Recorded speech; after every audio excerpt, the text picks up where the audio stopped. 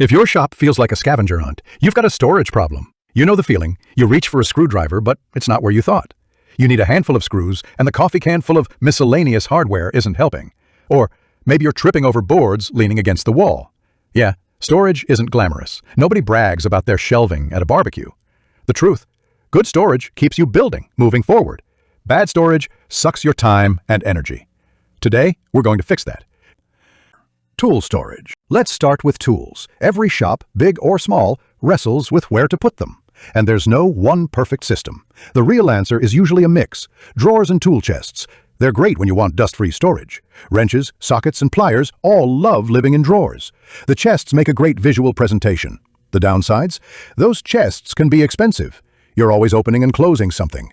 It's like a kitchen. You know the spatula's in the drawer, but you've got to stop and open it every time. Pegboards and wall storage. The classic garage look. The pegboard can be painted. Tools on display. Easy to grab, somewhat easy to put back. The flip side, it can look scattered. The hooks come out when you grab a tool and get lost. Rolling carts, my personal favorite. Think of them as toolboxes on wheels that follow you around, fully customizable. Daily use tools stay on the top tray, occasional use tools in drawers underneath, and the big tools can stay on the wall or in a chest. Here's the golden rule. The tools you use every day deserve prime real estate. Keep them within arm's reach. Specialty tools, the once-a-year stuff, can live further away.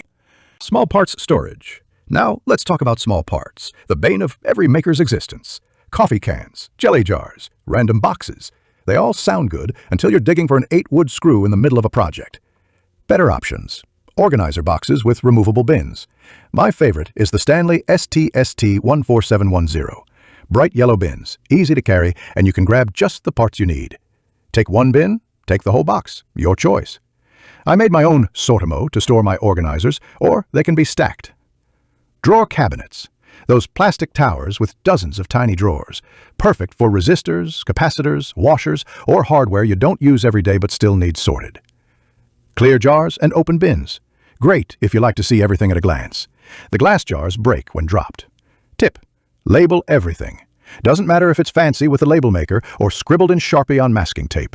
Future you will thank you when you can instantly grab 1 1/4 deck screws without guessing. Raw materials: lumber, plywood, pipe, sheet metal. This stuff takes up more space than anything else in your shop. And if you just lean it against the wall, you'll regret it. Boards warp, sheets bow, pipes roll. Better ways: wall-mounted racks. Heavy steel arms that hold boards off the ground. They can carry hundreds of pounds safely. Rolling lumber carts, a shop favorite. Mine is a 4x8 cart with locking wheels. One side holds sheet goods, the other holds long boards. It's heavy, but it moves when I need it to. Pipe cradles or vertical tubes. If you work with conduit, PVC, or rods, a simple vertical rack keeps them neat and out of the way. This week, take action.